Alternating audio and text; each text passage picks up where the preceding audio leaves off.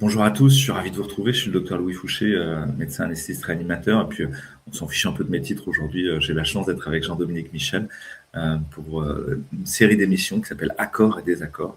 Voilà, c'est la première. On va essayer de vous parler de choses qu'on trouve chouettes euh, ou qui nous ont posé questions assez focales et qui permettent à la fois retrouver de l'espoir et de la joie de vivre dans ce monde où c'est assez difficile parfois de garder le cap. Donc là, voilà, on met la boussole plein sud vers le soleil et la joie, et de se raconter des histoires les uns aux autres qui peuvent nous redonner de la résilience à un moment où on subit tellement d'attaques frontales, un tapis de bombes cognitif, émotionnel et spirituel, que on a vraiment besoin de se ressourcer. Bonjour Jean-Dominique, tu vas bien? Bonjour Louis, ravi de te retrouver. Très très bien, merci. Ouais, merci beaucoup. Et puis, je signale au passage que Jean-Dominique et moi, on a eu la joie aussi de fabriquer un parcours qui s'appelle l'accord perdu et où on essaye de passer à travers différentes étapes au chemin de ce voyage pour vous donner à voir comment est-ce qu'on a perdu le lien avec le monde et comment le retrouver peut-être surtout. Jean-Dominique, je ne sais pas si tu veux dire un mot sur ce parcours. Oui, très bien. Et c'est vrai que si on reste dans cette métaphore de l'instrument de musique, je trouve qu'on sent tous qu'il y a certains jours ou certains moments, certaines phases de notre vie où on se sent relativement accordé. On a l'impression d'être comme une belle harpe qui résonne agréablement au doigt du destin.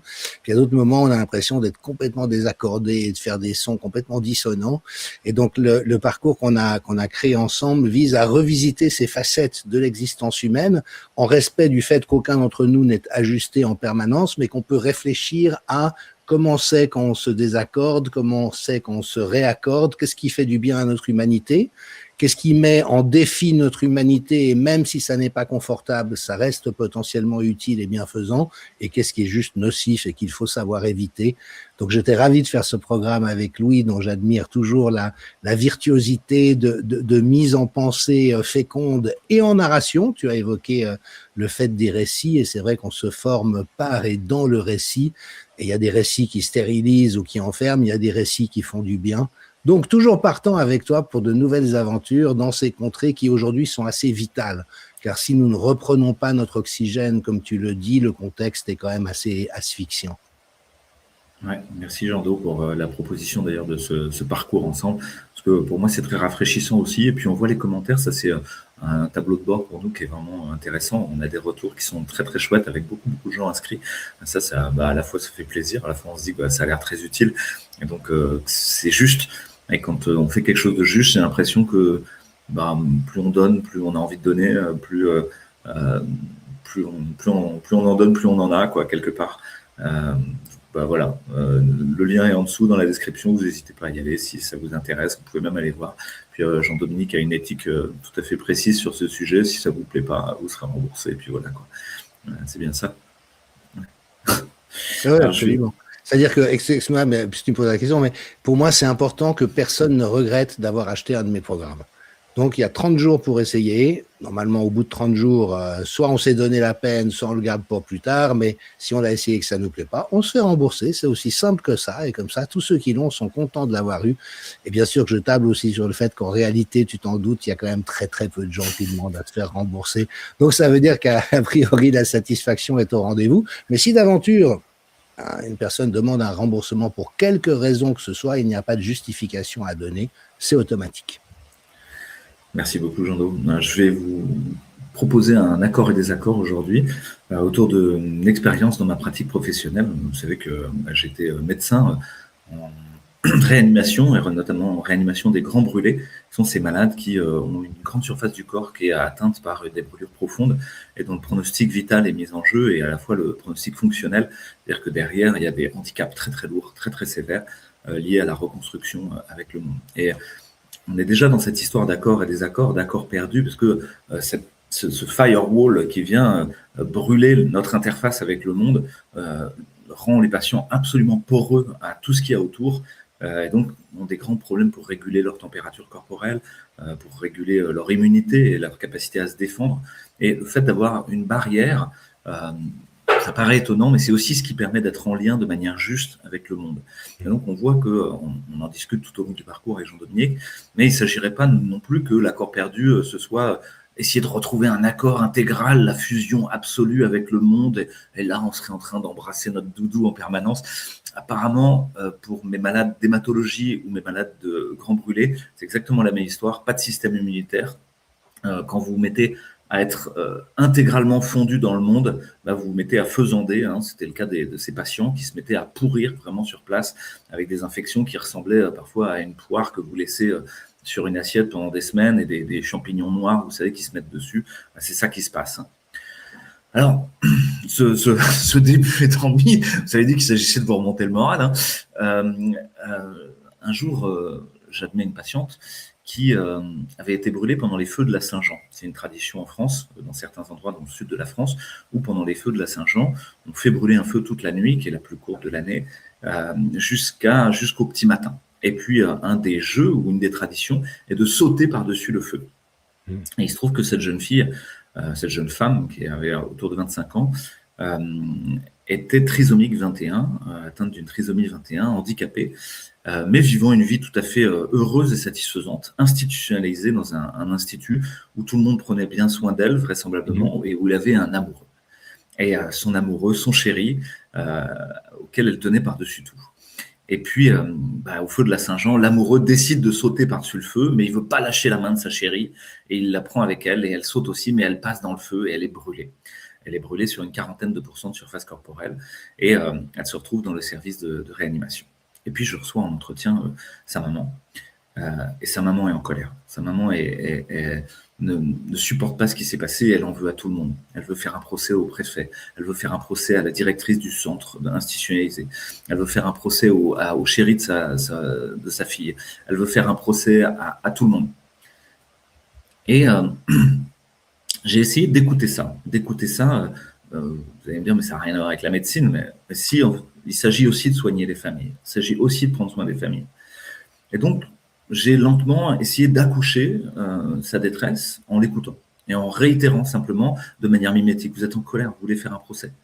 Et puis petit à petit, une fois que ça s'était dit, on va dire mais pourquoi? Qu'est-ce que vous voulez obtenir de ça? Et au fur et à mesure de nos entretiens, j'ai essayé d'introduire l'idée qu'il pourrait y avoir autour du règlement de toute cette histoire une restauration, quelque chose qui est de l'ordre de récupérer un équilibre perdu, retrouver quelque chose qui s'est rompu au moment de cette brûlure. Et donc, j'ai d'emblée mis le côté médical. J'ai dit, écoutez, vous avez sûrement envie que votre fille guérisse le mieux possible. Ça, c'est mon travail. On va le faire avec tout notre cœur. Et de ce que je vois, on va essayer de le faire bien et ça va bien se passer. Et pour le reste, est-ce que vous pourriez imaginer autre chose? Au bout d'une quinzaine de discussions, cette femme est arrivée en me disant, écoutez, j'ai bien réfléchi à tout ce que vous m'avez dit.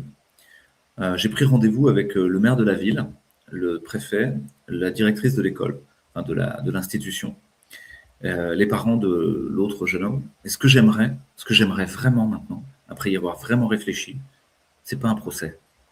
Ce serait que chaque année, on fasse une fête où il y ait les feux de la Saint-Jean et où tout le monde puisse venir. Alors on réfléchit ensemble, parce que je lui ai dit avant, mais si vous faites un procès, il n'y aura plus de feu de la Saint-Jean, elle ne pourra plus rentrer dans son institution avec son chéri, ce sera perdu, toute la confiance de l'équipe sera terminée, et puis si vous prévenez le préfet, il interdira tous ces trucs-là, et tous les jeunes du centre, eux aussi, seront punis, et ne pourront plus jamais aller à aucune fête, parce qu'il n'y aura pas les conditions de sécurité. Ok. Vous avez peut-être raison. Ce que je voudrais, donc, c'est qu'on fasse une fête, c'est qu'il y ait des préparations avec des entrées et sorties et un filage, un peu comme une mise en scène théâtrale, pour les jeunes du centre, et qu'on prépare un spectacle. Et que ce spectacle, ce soit la fête de la guérison de ma fille. Et que chaque année, on célèbre au moment des feux de la Saint-Jean la fête de la guérison de ma fille, avec quelque chose de très sécurisé, parce qu'il y aura un spectacle. Ce spectacle fait par les jeunes du centre et encadré par la mairie, par le préfet et préparé par l'ensemble de l'équipe qui est dans le centre. Elle est partie avec cette idée qui n'avait plus rien à voir avec l'idée de faire un procès, qui était l'idée de restaurer, de retrouver quel était l'accord perdu qu'on recherchait et comment, d'un truc de merde, on pouvait faire quelque chose de bien. Cette idée-là, ce travail-là m'est venu d'un travail sur la communication non violente et ce qu'on appelle les cercles restauratifs, qui ont été élaborés par Dominique Barter au Brésil. Et puis je pourrais vous en dire un petit peu plus, mais j'ai été formé par quelqu'un qui s'appelle Dieudonné Dard, et qu'on connaît tous les deux, puisque c'est le traducteur de Mathias Desmet. Et ces cercles restauratifs, c'est l'idée, à partir d'une situation conflictuelle de merde, comment faire quelque chose où tous les partis sont restaurés dans leurs relations et dans leurs relations les uns aux autres et avec le monde. Waouh. Écoute, quelle invraisemblable et magnifique situation tu nous décris. Ce qui me frappe, c'est l'importance que tous les partenaires soient sincères et de bonne foi, tout en comprenant que sous le coup de la colère pour commencer, peut-être de la défensivité pour les institutions, la peur de subir des conséquences, la difficulté aussi de faire face à la réalité de ce qui s'est passé et de la responsabilité personnelle ou institutionnelle qui a pu se dérouler, on comprend qu'il peut y avoir des obstacles à cette sincérité. En t'écoutant, moi, je voyais plutôt les choses dans l'autre sens, parce que j'ai une longue expérience des dispositifs de médiation en milieu hospitalier, et trop souvent, ils sont utilisés pour faire en fait une bifurcation hors du droit légitime des patients à reconnaître que leurs droits ont été lésés. Et au fond, l'institution dit on va aller en médiation, on va essayer de vous parler. Puis la médiation, c'est souvent un médecin paternaliste qui explique pourquoi il a tout bien fait et pourquoi, si le patient était plus raisonnable, il accepterait de ne pas envisager de porter plainte. Toi-même, Louis, tu as vécu ça avec la radio-télévision suisse qui t'a tiré le portrait d'une manière dégueulasse dans une émission à laquelle tu avais eu le courage de te rendre. Tu avais demandé à pouvoir tout enregistrer par sécurité. Et la journaliste qui venait de BFM TV, en l'occurrence, a vraiment fait un travail absolument dégueulasse. Et puis, que fait la RTS face aux plaintes qu'on lui adresse? On va faire une médiation. La médiation, elle est confidentielle, donc on n'a pas le droit d'en parler à l'extérieur. Puis qu'est-ce qui se passe dans la médiation? On est face à des journalistes, mais totalement de mauvaise foi, qui au fond sont juste là pour faire obstacle à la résolution d'un problème. Donc moi j'ai souvent vécu le truc inverse, c'est que la médiation soit un recours pour éviter le rapport de force et la reconnaissance légitime des torts. Maintenant, ton expérience, elle est très belle, parce que ça ne veut pas dire que la médiation est bonne ou pas bonne, tout dépend. Tout dépend, et notamment, pour moi, c'est le critère de base de la sincérité des participants. Une sincérité qui, je le dis, peut avoir à être mise en mouvement. Et dans tous les échanges que tu as eus avec cette mère, on voit qu'elle a bougé. Et puis là où, à l'inverse, ça ouvre une porte intéressante, c'est que quand les gens vont en justice, c'est souvent parce qu'ils cherchent à avoir un besoin qui soit comblé ou reconnu, mais que la justice, la plupart du temps, ne peut pas combler, parce que quand on est dans la population et qu'on connaît mal l'univers judiciaire, au fond, on s'imagine de manière un peu fantasmatique que la justice va rendre la justice, ce qu'elle ne fait pas. La justice n'est pas juste. La justice, elle applique des lois qui ont été prévues par des législateurs, qui ont évolué dans leur application au gré de jurisprudence, et ça ne colle jamais avec le besoin que le justiciable cherche à voir reconnu en justice.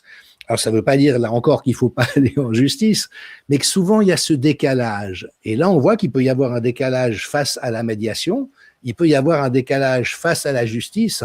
Et ce qui est vraiment magnifique dans l'histoire que tu partages avec nous, et voyez comme les histoires sont belles, parce que c'est des tranches de vie. C'est des tranches de vie saignantes, j'ai envie de dire.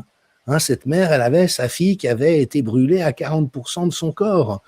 L'amoureux, il était parti sur une inspiration, youpi, je vais traîner ma chérie, et puis résultat, elle se retrouve au service d'urgence. L'institution s'était dit, chouette, laissons vivre un moment de spontanéité, et puis résultat, tout le monde est dans la mouise. Et comme tu l'as très justement fait voir, si la logique bureaucratique, administrative avait embarqué, ça aurait conduit à un résultat qui aurait été mauvais pour tout le monde, sans qu'aucun besoin de reconnaissance et de mesure de ce qu'ont vécu les uns et les autres se soit produit en cours de route.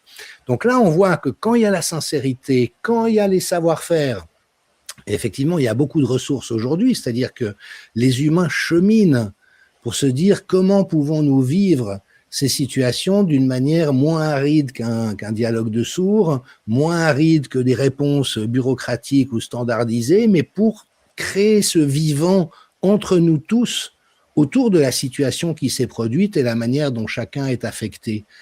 Et vraiment, l'espérance qui émerge d'exemples comme celui que tu as cité, et ça, c'est une grande conviction personnelle de l'ordre du paradigme, c'est qu'il y a en nous, j'en suis convaincu, quelque chose qui cherche en permanence à évoluer vers le meilleur et à dépasser les limites et les barrages de ce qui nous encombre parce qu'on n'a pas trouvé mieux jusqu'à maintenant. Et souvent, c'est des circonstances difficiles vécues avec des autres qui vont pouvoir ouvrir des portes. Et je veux dire, la conclusion est tellement magnifique que j'ai la chair de poule en y pensant. Parce que c'est cette extraordinaire aventure de l'humain confronté à la fatalité, à la souffrance et à l'accident, dans tout ce qui peut avoir de choquant sur le plan existentiel, qui, parce qu'il a mis en commun et s'est engagé dans ce travail que tu as proposé, a pu en sortir quelque chose de meilleur pour chacun. Voilà. Et ça, pour moi, c'est la beauté de la co-construction. Et quand on arrive, tant bien que mal, c'est souvent un peu brinque-ballant, quand on arrive à nous engager sur ce chemin, ben voilà, il y a vraiment le sacré de la vie qui s'ouvre parce que tout d'un coup, on retrouve le sens que il y a moyen en nous de surmonter un destin adverse et de ne pas rester bloqué par lui dans ce qu'il a eu de plus douloureux et de plus navrant. Donc voilà, c'est une très très belle histoire. Et puis il y a effectivement des dispositifs. Je pense aussi à Adalberto Barreto au Brésil, qui a aussi beaucoup travaillé avec les communautés. On a beaucoup d'inspiration en provenance du monde tribal et des sociétés simples, la communication non violente. Enfin, il y a tous les groupes d'entraide, il y a toutes sortes de dispositifs aujourd'hui qui invitent à cela, et c'est juste tellement bon quand cela se passe, quand il est possible de vivre les choses de cette manière. Merci Jean-Dominique pour ce retour. Vous voyez que c'est un sujet qui peut nous emmener assez loin, en vrai, à partir du moment où on se remet à questionner cette histoire de justice, cette question des tribunaux, toute la place qu'on donne au monde judiciaire dans notre société. On imagine que, comme tu l'as dit, quelqu'un de tutélaire va rendre enfin la justice, mais c'est pas comme ça que ça se passe. On a quelqu'un qui, a priori, en a rien à foutre, a une pile de dossiers beaucoup trop haute sur son bureau, ne vous connaît pas, ne connaît pas l'autre partie non plus, a une pile de dossiers sur son bureau phénoménale qui fait que son but, c'est avant tout de faire baisser la pile de dossiers avant de rendre une justice la plus satisfaisante possible. Et au fond, c'est Dominique Barter qui faisait ce constat au Brésil, 80% des procédures pénales et civiles aboutissaient à une insatisfaction de la part des plaignants, qu'ils aient gagné ou perdu. C'est-à-dire que, comme si on était à côté de la cible. Et effectivement, si vous êtes agressé et que votre agresseur reçoit 2000 balles d'amende et 3 mois de prison, vous sentez bien que vous êtes à côté de la cible. C'est pas ça le problème de fond. Même s'il faut peut-être qu'il y ait cette justice punitive, mais c'est plus pour lui et ce qu'il a à apprendre de ce qui s'est passé que pour vous en tant que plaignant et receveur de l'acte. Et donc, toute l'idée de la justice restaurative, c'est l'idée qu'il va falloir travailler des deux côtés. Et je suis assez heureux que tu mentionnes aussi cette façon des hôpitaux d'essayer de bullshiter les gens en faisant passer l'aléa thérapeutique sous la table gentiment par de la médiation. Ça, c'est inadmissible et effectivement, vous devez faire des procédures quand même. Mais voilà, donc j'espère que ça génère une mobilité, encore une fois, autour de cette histoire, que vous en pensez à d'autres, peut-être votre contentieux avec votre voisin pour du bornage, vos différents contentieux chaque jour avec le monde, avec l'État, avec les médias. Et peut-être ça pousse à d'autres voies assez inventives de résolution qui ne sont pas celles qu'on attendait. Et c'est tout l'objet de l'accord perdu et là de accords et désaccords. Merci Jean-Dominique. Une grande fête des voisins avec un grand feu dans lequel poussez subrepticement votre voisin. Discrètement, hein. Si vous faites des bêtises, faites-les bien. Faut que je fasse un disclaimer, sinon je peux être poursuivi en justice. C'était une boutade. Je n'étais pas sérieux. Exactement. Maintenant, les fact-checkers prennent tout au pied de la lettre. Il faut toujours... Monsieur Michel pousse au meurtre. On espère bien que non. On se retrouve tout bientôt pour un nouvel accord et désaccord. Merci à vous. Merci Louis.